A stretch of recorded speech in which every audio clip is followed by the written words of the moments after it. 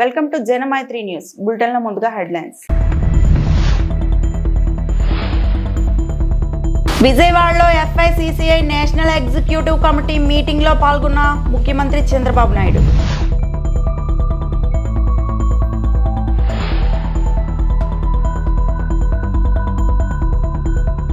వైఎస్ఆర్సీపీ కేంద్ర కార్యాలయంలో వైఎస్ జగన్మోహన్ రెడ్డి అధ్యక్షతన పార్టీ విస్తృత స్థాయి సమావేశం.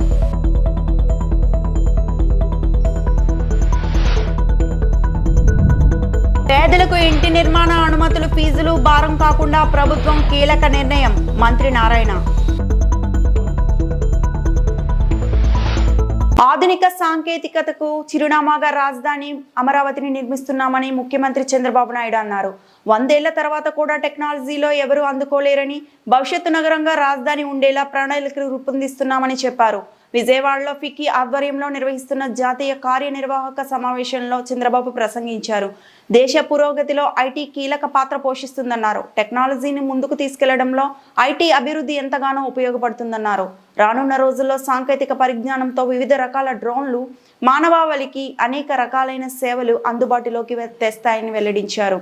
సాంకేతిక జీవితంలో ఒక భాగంగా మారుతుందని చెప్పారు. డ్రోన్ల సాయంతో రాత్రి సమయంలో పోలీసులు పెట్రోలింగ్ చేస్తున్నారన్నారు. ఏఐ నాలెడ్జ్తో ఎన్నో అద్భుతాలు సృష్టిస్తున్నామన్నారు. ప్రధాని మోడీ వికసిత్ భారత్ లక్ష్యానికి అనుగుణంగా స్వర్ణాంధ్రప్రదేశ్ విజన్ లక్ష్యం నిర్దేశించుకున్నామన్నారు. రాబోయే రోజుల్లో అమరావతిలో నుంచి మంచి అవకాశాలు వస్తున్నాయని తెలిపారు. హైదరాబాద్ ఏ విధంగా అభివృద్ధి జరిగిందో ఇంకా కొత్త తరహాలో అమరావతిని అభివృద్ధి చేస్తామని చంద్రబాబు వెల్లడించారు. So I can identify every person with Aadhaar authentication. That is a big gift for all of us. Nowhere in the world this type of authentication. Next one, I am bringing all family members as a unit.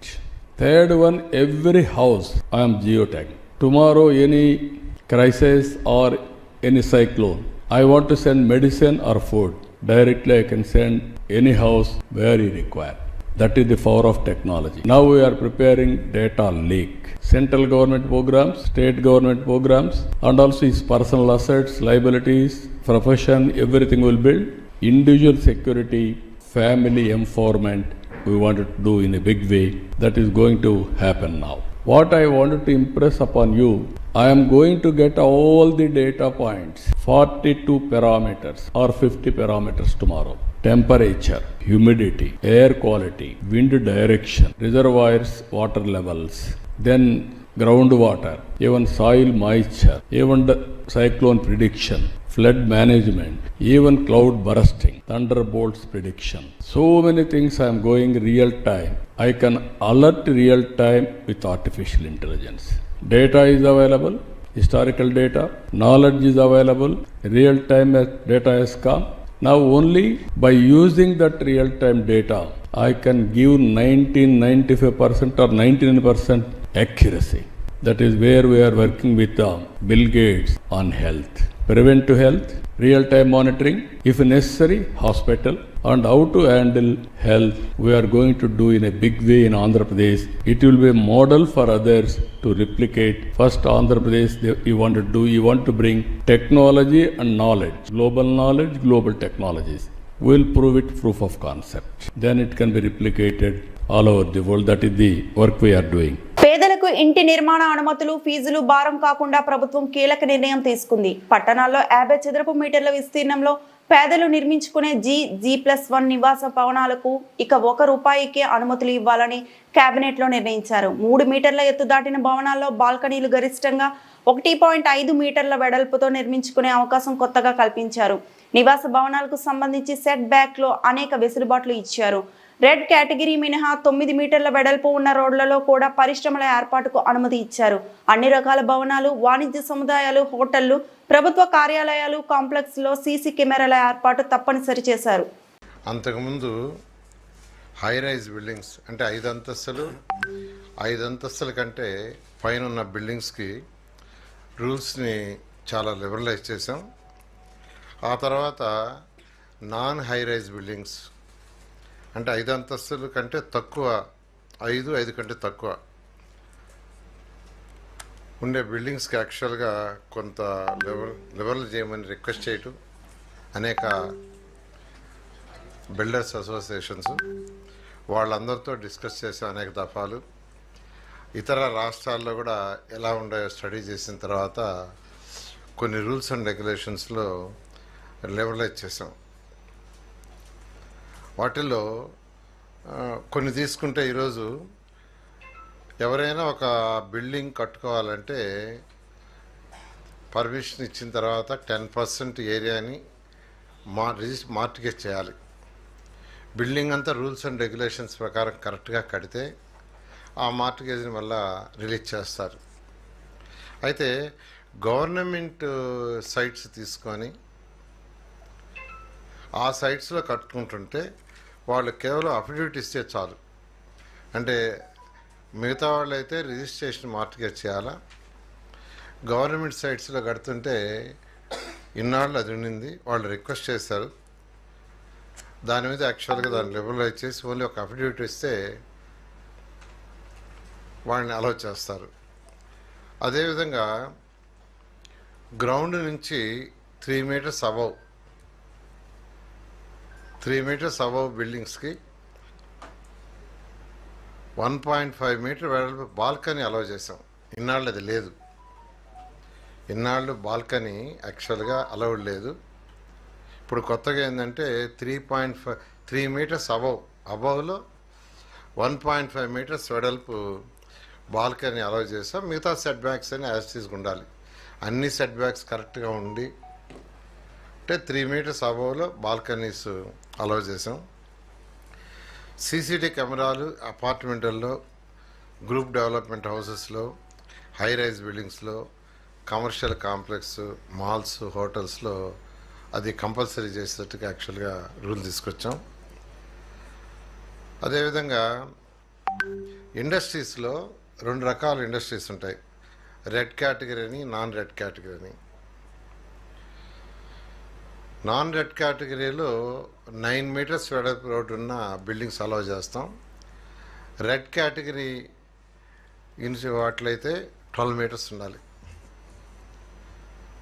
అంటే ఏదైనా incidents అవి జరిగినా escape కావటానికి దానికోసంగా 12 metres ఉండాలని పెట్టడం జరిగింది. అదేవిధంగా apartments కట్టేటప్పుడు 2 బ్లాకుల మధ్య ఎంత గ్యాప్ ఉండాలనేది స్పెసిఫిక్గా లేకుంటే ఇప్పుడు ఏంటంటే అక్కడ సెట్ బ్యాక్స్ ఎంత ఉండాలో అంత గ్యాప్ ఉండాలని చెప్పడం జరిగింది. అదేవిధంగా అంతకుముందు సెక్యూరిటీ పోస్ట్ ఒక అపార్ట్మెంట్. వైఎస్ఆర్సీపీ అధినేత వైఎస్ జగన్ అధ్యక్షతన పార్టీ విస్తృత స్థాయి సమావేశం ప్రారంభమైంది. తాడేపల్లిలోని పార్టీ కేంద్ర కార్యాలయంలో ఈ సమావేశం జరుగుతోంది. ఈ సమావేశంలో సీనియర్ నేతలు Botsa Satyanarayana, Peddireddy Ramachandra Reddy, Buggana Rajendranath, party state coordinator Sajjala Ramakrishna Reddy, party ఎమ్మెల్యేలు, ఎమ్మెల్సీలు, పార్లమెంట్, అసెంబ్లీ నియోజకవర్గాల సమన్వయకర్తలు, పార్లమెంట్ నియోజకవర్గాల పరిశీలకులు, జిల్లా అధ్యక్షులతో పాటు రీజనల్ కోఆర్డినేటర్లు పాల్గొన్నారు. సహా పార్టీ ముఖ్య నేతలు ఉన్నారు. బహుశా ఇంత తక్కువ కాలంలో ఇంత ప్రజల్లో వ్యతిరేకత చోటు చేసుకున్న ప్రభుత్వం బహుశా ఎప్పుడూ కూడా మనం చూసి ఉండము. మామూలుగా సంవత్సర కాలంలో ప్రభుత్వం మీద వ్యతిరేకత ఈ స్థాయిలో ఉండాల్సిన పరిస్థితుల్లో మొట్టమొదటిసారిగా ఈసారి సంవత్సర కాలంలోనే ప్రభుత్వం మీద వ్యతిరేకత ఈ స్థాయిలో కనిపించే పరిస్థితి మొట్టమొదటిసారిగా ఇప్పుడే కనిపిస్తూ ఉంది. అంత తక్కువ కాలంలోనే ఇంత దారుణమైన ప్రజా వ్యతిరేకత చంద్రబాబు నాయుడు గారి ప్రభుత్వంలో ఈరోజు కనిపిస్తూ ఉన్న నేపథ్యంలో చంద్రబాబు నాయుడు గారు ఈ వ్యతిరేకత మధ్య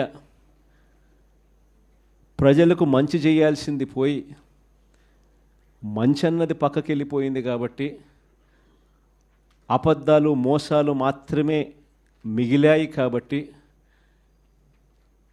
ప్రజలను తప్పుదోవ పట్టించే కార్యక్రమంలో భాగంగా ఈరోజు రాష్ట్రంలో ఎప్పుడూ చూడనని డైవర్షన్ పాలిటిక్స్ ఈరోజు చూస్తూ ఉన్నాం. ఒకవైపున డైవర్షన్ పాలిటిక్స్ చూస్తూ ఉన్నాం, మరోవైపున అణిచివేత ధోరణి అన్నది ఎవరైనా కూడా ప్రజల సమస్యల మీద ఎవరైనా స్పందిస్తే, ఎవరైనా గట్టిగా అడగడం మొదలెడితే ఆ గొంతును నొక్కడం కోసం ఎప్పుడూ చూడని విధంగా ఈరోజు రెడ్ బుక్ రాజ్యాంగ పరిపాలన ఈరోజు మనం చూస్తూ ఉన్నాం. మన 5 సంవత్సరాల పాలనకు చంద్రబాబు నాయుడు గారి ఇప్పటి పాలనకు మధ్య తేడా అన్నది ప్రస్ఫుటంగా ప్రజలకు అర్థమయ్యేట్టుగా ఈ సంవత్సర కాలంలోనే పాలన చూస్తే ఎవరికైనా కూడా ఇట్టే అర్థమయ్యే పరిస్థితి, వ్యత్యాసం అన్నది ఈరోజు ప్రతి ఒక్కరికి కూడా తేడా తెలుస్తూ ఉంది. మన 5 సంవత్సరాల మన కాలంలో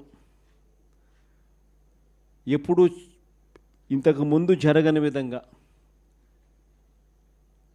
వివక్ష లేకుండా, కులం చూడలేదు, మతం చూడలేదు, రాజకీయాలు కూడా చూడలేదు, చివరికి ఏ పార్టీ అని కూడా చూడకుండా మంచి చేసిన ప్రభుత్వం ఒకవైపున మనది కనిపిస్తే, రెండవ వైపున ఇటువైపున ఈరోజు ఈ సంవత్సర కాలంలో కనిపిస్తూ ఉన్నది ఏమిటి అని అంటే, మంచి అన్నది ఎలాగూ లేదు, వివక్షకు తావు ఎలాగూ లేదు. ఎందుకనంటే ప్రతి పథకము ఏ పథకము లేదు కాబట్టి. మరోవైపున పూర్తిగా రెడ్ బుక్ రాజ్యాంగం అమలు చేస్తూ విచ్చలు విడిగా ఈరోజు అన్యాయాలే కనిపిస్తూ ఉన్నాయి. మన ప్రభుత్వంలో ఎప్పుడూ చూడని విధంగా విద్య, వైద్యం, వ్యవసాయం, పారదర్శకత పాలన. పశ్చిమ గోదావరి జిల్లా తాడేపల్లిగూడెం మండలం వీరంపాలెం గ్రామంలో బ్రిడ్జ్ భూమి పూజ కార్యక్రమంలో పాల్గొన్న ఎమ్మెల్యే బోలిశెట్టి శ్రీనివాస్ మాజీ ముఖ్యమంత్రి జగన్మోహన్ రెడ్డిపై ఫైర్ అయ్యారు. రప్పారప్పా కోస్తావా జగన్మోహన్ రెడ్డి, నీవు నాయకుడివా, స్టేట్ రౌడీవా? ఎమ్మెల్యే బోలిశెట్టి పేర్కొన్నారు. మేము రప్పారప్పాలాడించాలంటే 24 గంటలు చాలు, కానీ మేము రౌడీలము కాదు, మాది ఆ ప్రభుత్వం కాదు. మీ రెపరెపల కుర్చీ మడత పెట్టుకొని ఎక్కడున్నా పెట్టుకోండి. జగన్మోహన్ రెడ్డి అధికారంలో ఉన్నంతసేపు పవన్ కళ్యాణ్ను అరెస్ట్ చేయలేకపోయావు. మేమేమన్నా తప్పు చేశామా? మనీ ల్యాండింగ్ కేసులో ఉన్నామా? దేశద్రోహులం కాదు అంటూ మాజీ ముఖ్యమంత్రిపై మండిపడ్డారు. జడ్పీటీసీలు వస్తున్నాయి, మీ అందరి సహకారం కావాలి, కూటమి నిలబెట్టాలి. ఇవాళ నేను ఉంటాను, 5 సంవత్సరాల పరిపాలన వెళ్ళిపోతాను, ఇంకొకటి వస్తాడు ఖచ్చితంగా. 5 సంవత్సరాలు ఉండి పదవిని శాశ్వతం కాదు, అది నాకు తెలుసు. కాబట్టి ప్రతి మనిషిని మనిషిలా గౌరవించాం. ఇది అభివృద్ధి కోసం పనిచేసే ప్రభుత్వం. నరేంద్ర మోడీ గారి సహకారంతో, చంద్రబాబు నాయుడు గారి అనుభవంతో, పవన్ కళ్యాణ్ గారి చొరవతో ఇవాళ రాష్ట్రం నడుస్తుంది. దాంట్లో ఎలాంటి అతిశయం లేదు. ఇదిగో పక్కన జరుగుతూ ఉంటే ఒక రఫరఫా కోసేస్తారంట ఏంటి, రఫరఫా గొర్రెపోతలు కోసినట్టు కోసేస్తారంట. అంటే నువ్వు రౌడీవా, స్టేట్ రౌడీవా అని అడుగుతున్నారు జగన్మోహన్ రెడ్డిని. నువ్వు ఇప్పుడు ఏమి లేకుండానే రౌడీని చేసేయాలని చూస్తున్నావు. రేపు మళ్ళీ నీకు అధికారంకి వస్తే సామాన్యుడు రోడ్డు మీద తిరుగుతారని అడుగుతున్నా. అందుకే నేను ఇంటికి పంపించారు. ఇవాళ మళ్ళీ చంద్రబాబు నాయుడు గారి ప్రభుత్వం విమర్శించి దమ్ము నీకు ఉందా అని అడుగుతా ఉన్నా. పోయి చూద్దాం, ఎవరినైనా వచ్చి ముట్టుకొని చూద్దాం. మీరు ఎప్పుడో వెయిట్ చేయాలి 5 సంవత్సరాలు. మేము రఫ్రఫ్లు ఆడించాలంటే ఎన్నాళ్ళు, ఒక 24 గంటలు చాలు. కానీ మా ప్రభుత్వం, మేము రౌడీలు కాదు, మేము ఆ ప్రభుత్వం కూడా కాదు. కాబట్టి మీరు రఫ్రఫ్లు అన్నీ ఉంటే ఎక్కడైనా మడతట్టి పెట్టుకోండి, కుర్చీ మడతట్టి ఎక్కడైనా పెట్టుకోండి. జగన్మోహన్ రెడ్డి గారు, ఇక్కడ చంద్రబాబు నాయుడు గారు, పవన్ కళ్యాణ్ గారు అరెస్ట్ చేయలేవు. 5 సంవత్సరాలు నువ్వు 100 ప్రయత్నాలు చేసావు, 1000 మందిని పోలీసులు దింపావు. అది జనసేన పార్టీ. దమ్ముంటే అరెస్ట్ చేయమని చెప్పాం ఆ రోజే. మేము తప్పులు చేసామా, లేదా ఏమన్నా మళ్ళీ ల్యాండరింగ్ కేసులో ఉన్నామా, దేశద్రోహం కేసుల్లో ఉన్నామా, లేదా ఏమన్నా ఖనిజాలు అమ్మేసుకున్నామా? అది వైసీపీ ప్రభుత్వం. ఈరోజు నిరంతరం నరేంద్ర మోడీ గారి సహకారంతో అభివృద్ధి చెందుతూ ఆంధ్ర ఆస్తులు తాకట్టు పెట్టలేదు, మద్యం ఆదాయం తాకట్టు పెట్టలేదు అని నారా చంద్రబాబు నాయుడు అన్నారు. తాకట్టు పెట్టడమే కాదు, అంతకంటే దారుణమైన పని చేశారు. ఆంధ్రప్రదేశ్ ఖనిజాభివృద్ధి సంస్థ అప్పు చెల్లించకపోతే రాష్ట్రానికి సంబంధించిన ఆర్బీఐ ఖాతా నుండి డబ్బులు డ్రా చేసుకునేలా వెసులుబాటు కల్పించారు అని బుగ్గన రాజేంద్రనాథ్ రెడ్డి మాజీ ఆర్థిక మంత్రి పేర్కొన్నారు. ఈ ఏపీఎండిసి ఖనిజాభివృద్ధి సంస్థ అప్పు చేసే దానికోసము ఆర్బీఐ డైరెక్ట్ డెబిట్ మ్యాండేట్ అని ఇవ్వడం జరిగింది. అంటే అర్థమేమి, ప్రతి రాష్ట్రానికి కూడా బ్యాంక్ ఖాతా ఎవరి దగ్గర ఉంటుంది? ఆర్బీఐ దగ్గర, రిజర్వ్ బ్యాంక్ ఆఫ్ ఇండియా దగ్గర ఉంటుంది. ప్రతి రాష్ట్రానికి, దేశానికి, రాష్ట్రానికి రిజర్వ్ బ్యాంక్ ఆఫ్ ఇండియాలో ఖాతా ఉంటుందన్నమాట. ఎట్లయితే మనందరికి కూడా సేవింగ్స్ అకౌంటు, బ్యాంక్ అకౌంటు ఉంటుందో రాష్ట్రానికి ఆర్బీఐలో ఉంటుంది. ఈరోజు ఎటువంటి వెసులుబాటు ఇచ్చినారంటే, ఏ కారణం వలన ఒకవేళ ఆంధ్రప్రదేశ్ రాష్ట్ర ఖనిజాభివృద్ధి సంస్థ అప్పు అంటూ కట్టలేకుంటే టైం లోపల, అంటే ఇప్పుడు ఈ నెల జూన్ లోపల 3,429 కోట్లు ఏదైతే అప్పు చేయడం జరిగిందో ఒక కంతు ఉంటుంది. ఆ కంతు ఒకవేళ ఆంధ్రప్రదేశ్ రాష్ట్ర ఖనిజాభివృద్ధి సంస్థ ఏపీఎండిసి కట్టలేకుంటే అప్పుదారులు డైరెక్ట్గా రాష్ట్రానికి సంబంధించిన ఆర్బీఐలో ఉండే అకౌంట్ నుంచి డబ్బులు డ్రా చేసుకునే దానికి వెసులుబాటు ఇచ్చినారు. నాకు తెలిసి ఎక్కడ చరిత్రలు ఇక్కడ లేదు, రాష్ట్ర చరిత్రలో అయితే లేనే లేదు, దేశ చరిత్రలో కూడా నాకు తెలిసి ఇటువంటి దాఖలాలు ఉండవని చెప్పి నేను అనుకుంటూ ఉన్నాను. ఎంత అన్యాయం అండి! ఇప్పుడు దీనివల్ల మీరు చేస్తున్నదేమి? రాజ్యాంగ ఉల్లంఘన. రాజ్యాంగంలో 2003, 2004 ఆర్టికల్స్ ఏం చెప్తాయి? ఏ ఒక్క రూపాయి కానీ రాష్ట్ర ఖజానాలో నుంచి బయటకు తీసుకోవాలంటే అసెంబ్లీ, ఇప్పుడు అసెంబ్లీకి అంత ప్రాముఖ్యత ఎందుకు? పార్లమెంటుకు అంత ప్రాముఖ్యత ఎందుకు?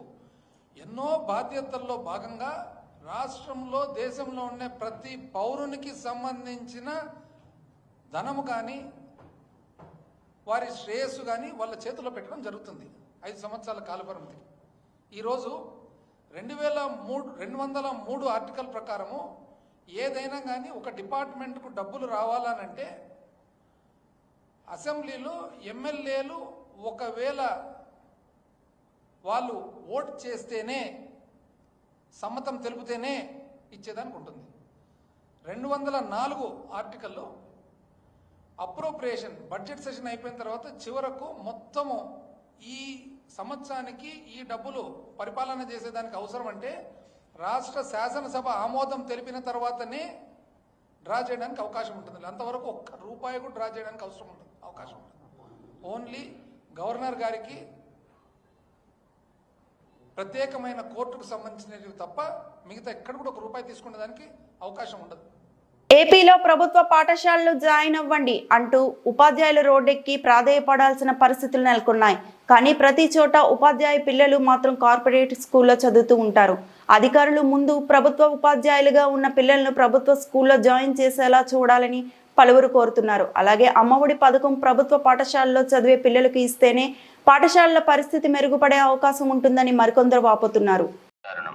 ప్రధానోపాధ్యాయుడు మోడల్ ప్రైమరీ స్కూల్, లక్ష్మీనగర్ ఈ బ్లాక్, గోపాలపట్నం మండలం, విశాఖపట్నం జిల్లా. మన పాఠశాలలో అడ్మిషన్లు జరుగుతున్నవి. మన పాఠశాల ప్రత్యేకతలు: 100% ఇంగ్లీష్ మీడియం. మన స్కూలు మోడల్ స్కూల్గా ఎంపిక చేయబడినది. మన పాఠశాలలో 5 తరగతులకు 5 గదులు ఉన్నాయి. 5 తరగతులకు 5గురు అర్హత గల అనుభవజ్ఞులైన టీచర్లు ఉన్నారు. అన్ని గదులకు విద్యుత్ సదుపాయం కలదు. అన్ని గదులలో ఫ్యాన్ల సౌకర్యము ఉన్నది. విద్యార్థులు కూర్చోవడానికి అనువైన బెంచీలు ఉన్నాయి. మన పాఠశాలలో విశాలమైన ఆట స్థలము, ఆడుకోవడానికి ఆట వస్తువులు ఉన్నాయి. పరిశుభ్రమైన వాతావరణంలో వంటగది, భోజనశాల ఉన్నాయి. విద్యార్థులకు పరిశుభ్రమైన టాయిలెట్లు, రన్నింగ్ వాటర్ సదుపాయము ఉంది. టాయిలెట్ల క్లీనింగ్ ఆయా ఉంది. విద్యార్థులు తాగడానికి స్వచ్ఛమైన ఆర్ఓ వాటర్ సదుపాయం కూడా ఉంది. మన పాఠశాలలో ఆటల పోటీలు నిర్వహిస్తున్నాము. నైతిక విలువలతో కూడిన విద్యను బోధించడం జరుగుతుంది. విద్యార్థులకు పాఠశాలలో పుట్టిన తేదీలు కూడా నిర్వహించడం జరుగుతుంది. చదువులో వెనుకబడిన విద్యార్థులకు ప్రత్యేక తరగతులు నిర్వహించబడుతుంది. మన పాఠశాల పూర్తిగా ఇంగ్లీష్ మీడియంలో మార్చబడింది. విద్యార్థుల ప్రగతిని ఎప్పటికప్పుడు వాట్సాప్ గ్రూపులో పేరెంట్స్కు తెలియజేయబడుతుంది. ప్రతి నెల తల్లిదండ్రుల సమావేశము, 2 నెలలకు ఒకసారి పేరెంట్ కమిటీ సమావేశము నిర్వహించడం జరుగుతుంది. మన పాఠశాలలో ఎటువంటి ఫీజులు లేవు. విద్య నేర్చుకునే అవకాశం పూర్తిగా ఉచితం. ప్రతి గురువారము విద్యార్థులకు రక్తహీనత రాకుండా IFA టాబ్లెట్లు ఇవ్వడం జరుగుతుంది. సంవత్సరానికి 2 సార్లు డీవార్మింగ్ టాబ్లెట్లు, ఆల్బెండజోల్ టాబ్లెట్లు ఇవ్వడం జరుగుతుంది. ప్రతి నెల డాక్టర్లచే విద్యార్థులకు వైద్య పరీక్షలు నిర్వహించడం జరుగుతుంది. ప్రత్యేక అవసరాలు గల పిల్లలు అనగా చూపు తక్కువ గల వారికి, మాటలు బాగా రాని వారికి, సరిగా నడవలేని వారికి, మానసికంగా వెనుకబడిన వారికి భవితా సెంటర్ను ఏర్పాటు చేయడం అనేది. మన స్కూలుకు రండి, విద్యార్థుల ప్రగతిని పరిశీలించండి, మీ పిల్లలను మన బడిలో చేర్చండి, మన పాఠశాల అభివృద్ధికి సహకరించండి.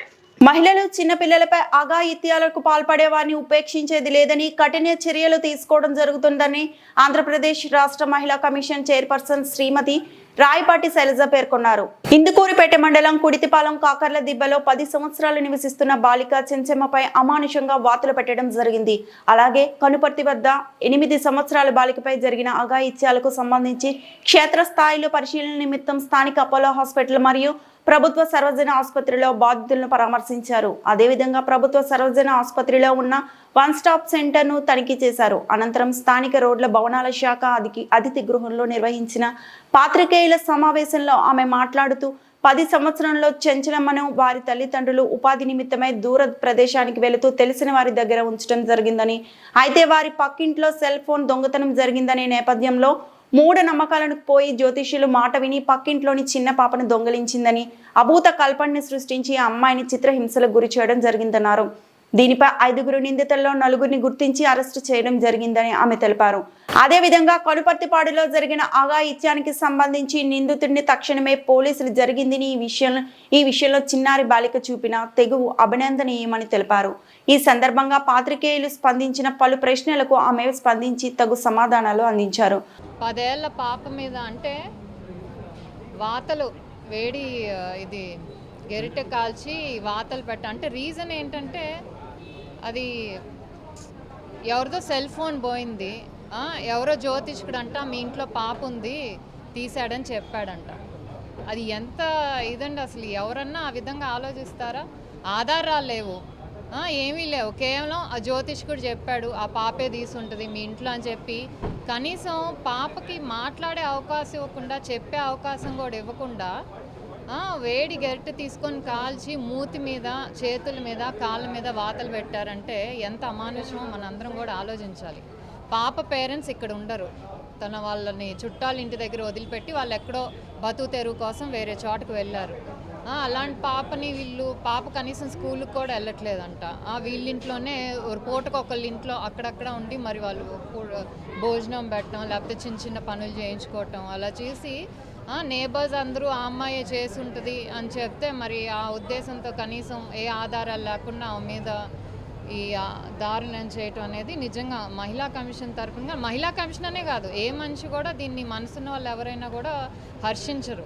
సో దీన్ని గవర్నమెంట్ కూడా చాలా సీరియస్గా తీసుకుంది. ఎందుకంటే నిన్న జరిగిన ఏదైతే మీటింగ్ ఉందో సుపరిపాలన తొలడుగు, సీఎం గారు కానీ డిప్యూటీ సీఎం గారు కానీ చాలా క్లియర్గా చెప్పారు, రాష్ట్రంలో ఎక్కడైనా చిన్నపిల్లల మీద కానీ ఆడవాళ్ళ మీద కానీ ఎక్కడైనా అన్యాయం జరిగినా అరాచకం జరిగినా ఊరుకునేది లేదు. పోలీసులకు కూడా చాలా ఇన్స్ట్రక్షన్స్ ఇచ్చారు, ఫ్రీ హ్యాండ్ ఇచ్చారు. ఎవరైనా సరే వాళ్ళని మీరు వెంటనే శిక్షించాలి, కేసు పెట్టాలి, ఇలాంటివి జరగకూడదు రాష్ట్రంలో. ఎందుకంటే ఇది ప్రో విమెన్ గవర్నమెంట్, విమెన్ అంతా వాళ్ళ సొంతకాల మీద నిలబడాలి. చిన్నపిల్లలు కూడా ప్రతి ఒక్కళ్ళు స్కూల్కి వెళ్ళాలి అనే ఉద్దేశంతో ఉన్న ప్రభుత్వం ఇది. సో ఇలాంటివి ఎక్కడా కూడా జరగకుండా చూసే బాధ్యత గవర్నమెంట్ తీసుకుంటుంది. దాంట్లో భాగంగా పోలీసులు కూడా ఫ్రీ హ్యాండ్ ఇచ్చారు. ఇలాంటివి ఎక్కడ జరిగినా కూడా పెద్దవాళ్ళైనా సరే చిన్నవాళ్ళైనా సరే ఏ పార్టీ అయినా సరే బయాస్ అనేది ఉండదు. ప్రతి ఒక్కళ్ళు ఎవరైనా అన్యాయం చేస్తుంటే వాళ్ళు శిక్షకి అర్హులు. ఆ మెసేజ్ చాలా క్లియర్గా నిన్న అందరికీ ఇచ్చారు. సో దానిలో భాగంగా ఇక్కడ మేము వచ్చి పాపను చూసాము. అల్లవరం మండలం కొమరగిరి పట్టణంలో నకిలీ మద్యం తయారు చేస్తున్న 8 మంది ముఠా సభ్యులను ఎక్సైజ్ అధికారులు అరెస్టు చేసి మీడియా ముందు ప్రవేశపెట్టారు. ఈ సందర్భంగా ప్రొహిబిషన్ అండ్ ఎక్సైజ్ శాఖ అసిస్టెంట్ కమిషనర్ రేణుక మాట్లాడుతూ ఎస్సీ బ్లాక్ పేరుతో నకిలీ మద్యాన్ని తయారు చేసి బెల్ట్ షాపులకు విక్రయిస్తున్నట్లు గుర్తించామన్నారు. ఘటనా స్థలంలో 1065 లీటర్ల నకిలీ మద్యం, 6000 ఖాళీ మద్యం సీసాలు, 6000 మూతలు, 6000 ఏసీ బ్లాక్ లేబుల్స్, రంగు కోసం వాడే క్యారమిల్, నకిలీ మద్యం తయారీకి వినియోగించే యంత్రాన్ని స్వాధీనం చేసుకున్నామన్నారు. ఎవరికీ అనుమానం రాకుండా హైదరాబాద్ నుండి స్పిరిట్ను కొరియర్ సర్వీసుల ద్వారా రప్పిస్తున్నారని తెలిపారు. తయారు చేసిన నకిలీ మద్యం ఒక్కొక్క బాటిల్ 80 రూపాయల నుండి 120 రూపాయల వరకు విక్రయిస్తున్నారని ఆమె వెల్లడించారు. పరారీలో ఉన్న 2 కీలక నిందితుల కోసం ప్రత్యేక బృందాలు గాలిస్తున్నాయన్నారు. గతంలో వీరు పుదుచ్చేరి యానం నుండి నాన్ డ్యూటీ పెయిడ్ మద్యాన్ని తీసుకువచ్చి ఆంధ్రాలో అమ్మిన నేర చరిత్రను కలిగి ఉన్నారన్నారు. దాదాపు 1065 లీటర్ల స్పూరియస్ లిక్కర్ని ఇక్కడ కొమరగిరి పట్టణంలో డిటెక్ట్ చేయడం జరిగింది. ఒక అబాండెండ్ హౌస్లో కొమరగిరి పట్టణంలో ఒక 4 ముద్దాయిల్ని ఇన్వాల్వ్ చేస్తూ అక్కడ 1065 లీటర్ల స్పూరియస్ లిక్కరు, అలాగే 6000 empty bottles, 6000 caps, 6000 fake labels, ఇక్కడ ఏవైతే ఉన్నాయో ఫేక్ లేబుల్స్ అవి సీజ్ చేయడం జరిగింది. వీటికి సంబంధించి ఈ ఏసీ బ్లాక్ అనే లిక్కర్ అండి, ఇది ఫేక్ లిక్కర్. ఇది మనం డ్యూటీ పెయిడ్ లిక్కర్ కాదు. ఇది ఆంధ్రప్రదేశ్ గవర్నమెంట్ వాళ్ళు డిస్టిలరీస్లో అలౌ చేసిన లిక్కర్, ప్రొడక్షన్ చేసిన లిక్కర్ అయితే కాదు. ఇది వీళ్ళు హైదరాబాద్ నుంచి ఒక స్పిరిట్ క్యాన్స్తోని, ఇట్లా ఏవైతే ఉన్నాయో మీకు వైట్ క్యాన్స్ కనిపిస్తున్నాయో అలా క్యానులతో కొరియర్ సర్వీసెస్ ద్వారా ఇక్కడికి క్యాన్స్ తెప్పించుకొని వాటిలో క్యారమెల్ ఇవి కలుపుకొని ఇక్కడే ఆ మెషిన్లో బాటిలింగ్ చేయించి ఈ బాటిల్స్ని ఇక్కడే సప్లై చేయడం జరుగుతుంది. ఈ కేసుకి సంబంధించి కీలకమైన వ్యక్తుల్ని ఇప్పటికే అరెస్ట్ చేయడం జరిగిందండి. దాదాపు 8 మందిని ఇప్పటి వరకు అరెస్ట్ చేయడం జరిగింది. ఇంకో 2 ఉన్నారండి ఎట్ టు బి అరెస్టెడ్. పాలకొల్లులో ఒక వ్యక్తి ఉన్నారు, అతన్ని కూడా ఇంకా అరెస్ట్ చేయాల్సి ఉంది.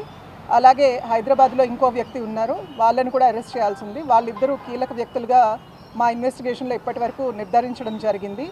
ఇప్పటి వరకు ఇక్కడ అరెస్ట్ అయిన వాళ్ళలో వచ్చేటప్పటికి మాకు మెయిన్ పర్సన్స్ వచ్చేటప్పటికి నురుకుర్తి శ్రీనివాస్, సత్యనారాయణ గారి కుమారుడు, 38 సంవత్సరాలు సుమారు ఉంటాయి, కాజులూరు గ్రామస్తుడండి. కాజులూరులో దుద్దుకూరు అనే గ్రామానికి సంబంధించిన వ్యక్తి. ఈ నురుకుర్తి శ్రీనివాస్ అనే అతను ఈ హైదరాబాద్లో ఉన్న వ్యక్తితో మాట్లాడి అక్కడ నుంచి ఇక్కడ ఉన్న వాళ్ళకి పరిచయం చేస్తూ బొర్రా సత్య అప్పారావు అని మాచవరం గ్రామస్తుడు అతను, మరియు పిల్లా శ్రీనివాసు ఎలియాస్ వెంకన్న చింతాడుగురు వాసవ్యులు, వీళ్ళంతా కలిసి పాలకొల్లులో చిన్ని ఎలియాస్, పులి రోషద్ సీతల్ అనే వ్యక్తి, వీళ్ళందరూ కలిసి ఇంతకు ముందర గత 2 సంవత్సరాల క్రితమో లేకపోతే సంవత్సరం క్రితమో వీళ్ళంతా ఈ స్పూరియస్ లిక్కర్కి యానం నుంచి ఎన్డీపీఎల్కి తెచ్చుకొని మన బాటిల్స్లో, అంటే ఫేక్ ఎంటీ బాటిల్స్లో తీసుకొస్తూ ఫేక్ లిక్కర్ని తయారు చేస్తూ వీళ్ళు ఆ అలవాటు ఉండడం వల్ల ఇప్పుడు కొత్తగా స్పిరిట్ని కూడా తీసుకొచ్చి ఇక్కడ ఈ ఏసీ బ్లాక్ అనే లిక్కర్ని తీసుకొచ్చి అమ్మడం జరుగుతుంది. మాకు ఇక్కడ వచ్చిన ఇన్ఫర్మేషన్ సమాచారం మేరకు మాకు ఒక కేసు దొరికింది. ముందర ఒక 48 బాటిళ్ళు, ఇంకొక 12 బాటిళ్ళు ఒక 2 వ్యక్తుల దగ్గర దొరికాయి. సో వాళ్ళ దగ్గర నుంచి వెనక బ్యాక్వర్డ్ లింకేజ్కి వెళ్ళేటప్పటికి మాకు ఈ గొడౌన్ సీజ్ చేయడం జరిగింది. ఆ గొడౌన్లో ఇందాక మీకు చెప్పినట్టుగా 6000 క్యాప్స్, 6000 ఎంటీ బాటిల్స్, అలాగే 1065 లీటర్ల స్పూరియస్ లిక్కర్ని సీజ్ చేయడం జరిగిందండి. డాక్టర్ బిఆర్ అంబేద్కర్ కోనసీమ జిల్లా కొత్తపేట నియోజకవర్గం కొత్తపేట మండలం మందపల్లి ప్రముఖ శ్రీ మందేశ్వరి శనేశ్వరి స్వామివారి ఆలయ నూతన అసిస్టెంట్ కమిషనర్ కార్యనిర్వహణాధికారిగా దారుపురెడ్డి సురేష్ బాబు ఈ రోజు బాధ్యతలు స్వీకరించారు. ఈ సందర్భంగా ఆయన మీడియా సమావేశంలో మాట్లాడుతూ ఆలయ విశిష్టతను కాపాడుతూ భక్తులకు ఎటువంటి ఇబ్బందులు కలగకుండా సౌకర్యాలు కల్పిస్తూ ఆలయ అభివృద్ధికి కృషి చేస్తానని సురేష్ బాబు అన్నారు. నమస్కారం అండి. ఈరోజు బిఆర్ అంబేద్కర్ కోనసీమ జిల్లా కొత్తపేట మండలం మందపల్లి గ్రామంలో వేయించేసిన శ్రీ మందేశ్వర, అంటే శనీశ్వర అంటారు, మందేశ్వర స్వామి దేవస్థానం అసిస్టెంట్ కమిషనర్గా నేను ఇవాళ ఛార్జ్ తీసుకున్నానండి. మీ అందరికీ తెలియజేసింది ఏమంటే, ఈ శనీశ్వరుడుకే స్థాపించబడిన ఈ శివలింగానికి స్వచ్ఛమైన నువ్వుల నూనెతో అభిషేకించితే భక్తుల కోరికలు తీరతాయండి. ఇక్కడ భక్తులందరికీ, వచ్చిన భక్తులందరికీ ప్రత్యేక సదుపాయాల మీద నేను ప్రత్యేక దృష్టి పెట్టాను, మౌలిక వసతుల మీద దృష్టి పెట్టాను. గౌరవనీయులు ఎమ్మెల్యే బండారు సత్యానందరావు గారు కూడా ప్రత్యేకమైన దీని మీద దృష్టి పెట్టి తగిన చర్యలు తీసుకోమని నన్ను ప్రోత్సహిస్తున్నారు. ఆయనకి ఎమ్మెల్యే గారు కూడా నా ప్రత్యేక కృతజ్ఞతలు. ఈ మందేశ్వర స్వామి దేవస్థానం యందు శని త్రయోదశి పర్వదినాలలో వచ్చి అక్టోబర్లో వచ్చినాయండి. ఆ శని త్రయోదశికి భక్తులందరికీ ప్రత్యేక సదుపాయాలు కల్పించడానికి తీవ్రంగా కృషి చేస్తున్నాము డిపార్ట్మెంట్ పెద్దలతోటి. ఇక్కడ ప్రత్యేకంగా అభిషేక మండపం కడదామని ప్లాన్ చేస్తున్నామండి. వచ్చే పుష్కరాల నిధులు కూడా తీసుకుని అభిషేక మండపం, భక్తుల విశ్రాంతి గదులు, భక్తుల యొక్క బ్యాగులు కానీ ఇతర సామాగ్రి కానీ దాయడానికి ప్రత్యేక డార్మిటరీ హాల్స్ అలాంటి నిర్మాణం చేయడానికి చూస్తున్నామండి. వెనకాల కూడా ఒక ఆఫీస్ రూమ్ కట్టడానికి చూస్తున్నాము. భక్తుల దృష్టిలో పెట్టుకుని ప్రత్యేకమైన దృష్టి ఎమ్మెల్యే గారి చొరవతో ప్రత్యేకంగా నేను తీసుకుంటున్నానండి. ఈ వార్తలు ఇంతటితో సమాప్తం.